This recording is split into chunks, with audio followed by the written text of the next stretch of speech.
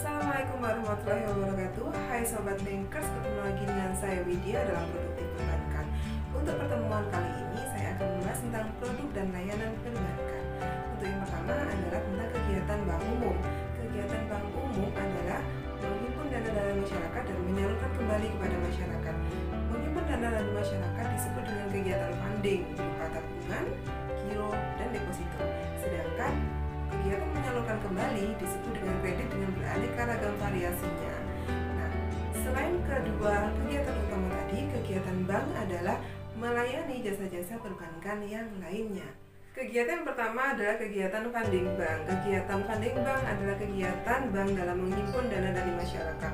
Dalam kegiatan ini, bank memiliki 3 jenis kegiatan. Yang pertama, simpanan tabungan. Yang kedua, simpanan deposito. Yang ketiga, simpanan giro. Untuk simpanan tabungan merupakan simpanan pada bank yang dapat ditarik sewaktu-waktu. Penarikan ini bisa menggunakan buku tabungan, kartu ATM, atau slip penarikan.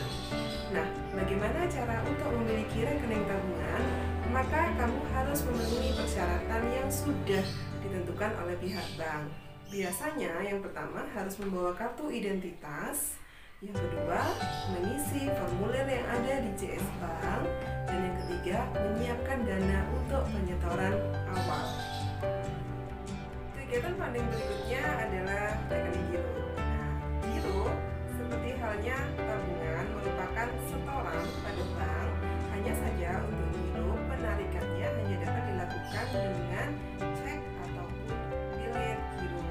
Nah, dalam memiliki rekening giro ada sedikit perbedaan dengan rekening tabungan.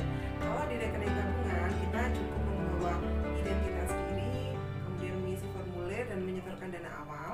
Sedangkan untuk di rekening giro, pada identitas diri harus dilengkapi dengan akta pendirian perusahaan. Jika memang giro tersebut adalah giro yang dibuka oleh sebuah lembaga atau perusahaan. Kemudian untuk yang step kedua yaitu mengisi formulir, itu masih sama.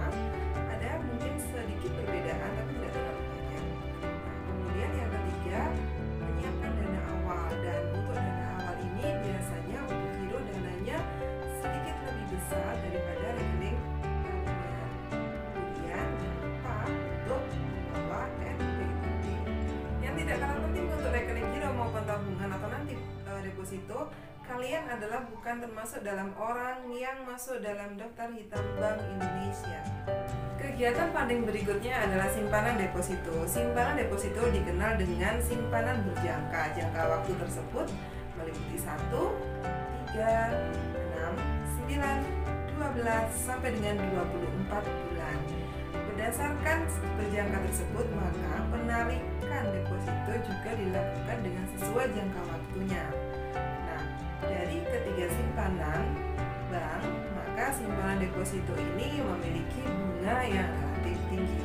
Jika diurutkan berdasarkan bunga simpanannya, maka yang pertama adalah simpanan deposito, yang kedua adalah simpanan tabungan, yang ketiga adalah simpanan giro.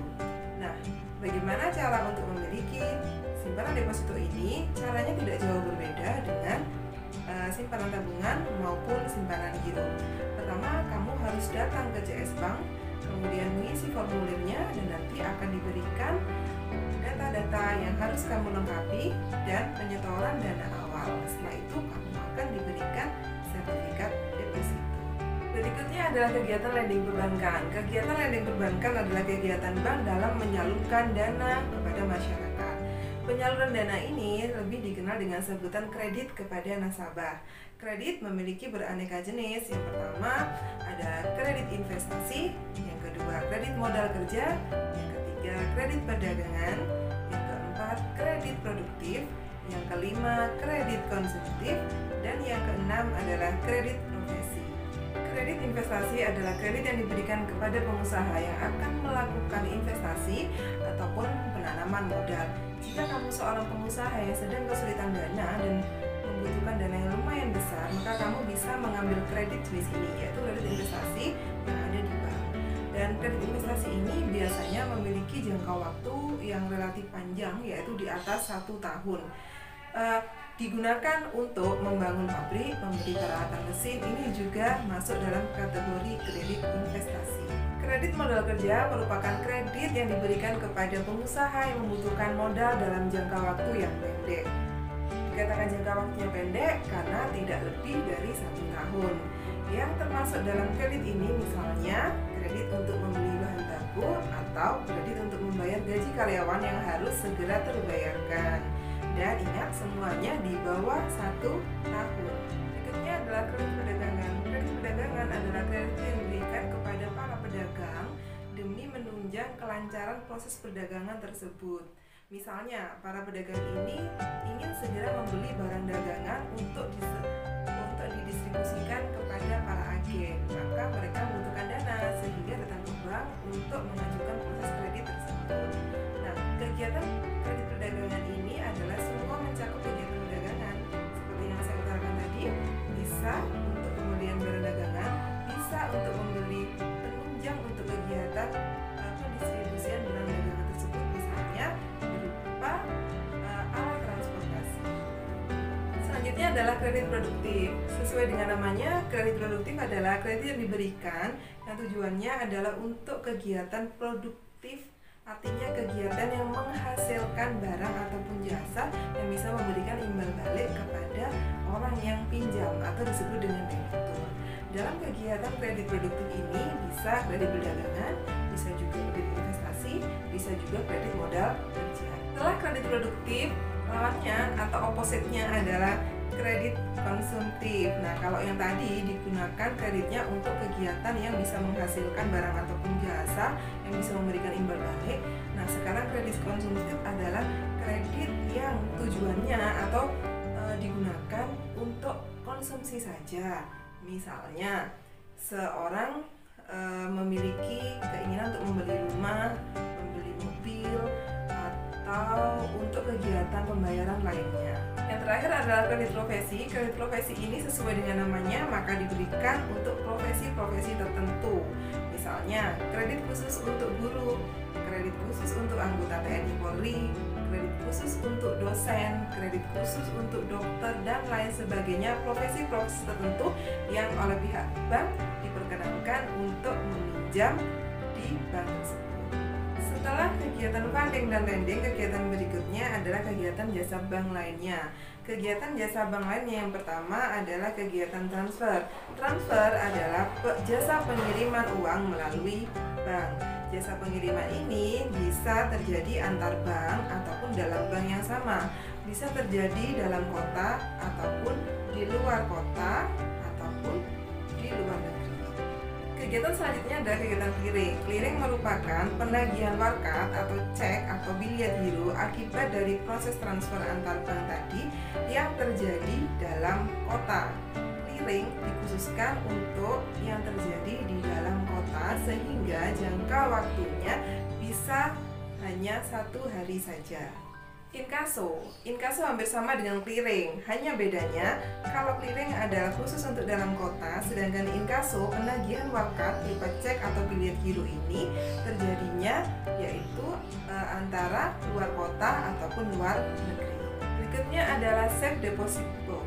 Safe deposit box atau dikenal dengan SDB adalah jasa bank yang memberikan jasa penyewaan box kotak kepada nasabahnya untuk menyimpan surat-surat berharga ataupun barang-barang berharga lainnya yang disesuaikan dengan ketentuan yang sudah diberikan oleh pihak bank. Jasa bank selanjutnya adalah yang berupa dengan jasa kartu plastik atau disebut dengan bankar. Kartu plastik ini ada berbagai jenis, misalnya ATM, kartu kredit, kartu debit, kemudian cash card.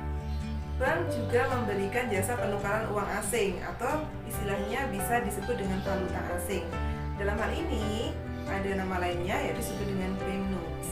Bank garansi adalah jaminan bank yang diberikan kepada nasabahnya untuk melaksanakan proyek tertentu yang berhubungan dengan pihak ketiga. Jadi istilahnya bank garansi ini untuk memberikan kepercayaan kepada pihak ketiga kepada nasabah bank sehingga nasabah bank bisa melanjutkan proyek yang diajukan tersebut. Tentunya dalam memberikan jaminan ini bank harus menganalisa atau memantau nasabah tersebut apakah nasabah ini layak untuk diberikan jaminan atau tidak. Bank draft merupakan wesel atau surat berharga lainnya yang dikeluarkan oleh pihak bank yang dapat diperjualbelikan oleh nasabahnya jika mereka sedang membutuhkan dana. LC, Letter of Credit, adalah surat kredit yang diberikan oleh bank kepada eksportir maupun importir guna memperlancar proses perdagangan ekspor dan impor. Travel check. Travel check adalah cek perjalanan yang digunakan oleh para wisatawan untuk pembayaran di tujuan-tujuan wisata yang mereka kunjungi selama melakukan perjalanan tersebut. Cek perjalanan ini juga bisa digunakan sebagai hadiah kepada para relasi pengusaha-pengusaha. Pernahkah kalian ikut orang tua ataupun disuruh orang tua untuk membayar rekening listrik, rekening telepon, pajak, air ataupun yang lainnya di bank? Kalau kalian pernah, berarti kamu telah menggunakan layanan payment point. Layanan payment point ini memang dikhususkan oleh pihak bank untuk memberikan layanan berupa fasilitas pembayaran listrik, air, telepon, tagihan pajak ataupun tagihan lainnya yang bekerja sama dengan pihak bank. Kegiatan jasa bank lainnya berikut adalah kegiatan pembayaran. Kalau tadi di payment point adalah melayani setoran, sedangkan untuk kegiatan pembayaran ini pihak bank melayani pembayaran misalnya untuk gaji pegawai dalam perusahaan tertentu atau lembaga tertentu. Dan jasa bank yang terakhir adalah bank juga bermain dalam pasar modal, sehingga bank juga bisa bertindak sebagai wali amanat, guarantor, sebagai penjamin emisi, sebagai broker, dan lain sebagainya. Demikianlah tadi penjelasan tentang produk dan jasa bank lainnya. Untuk selanjutnya saya akan membahas di pertemuan berikutnya tentang layanan kepada nasabah dan cara memasarkan produk-produk perbankan tersebut. Sampai jumpa di pertemuan berikutnya, tetap semangat dan selamat belajar di rumah. Sekian dari saya. Wassalamualaikum warahmatullahi wabarakatuh.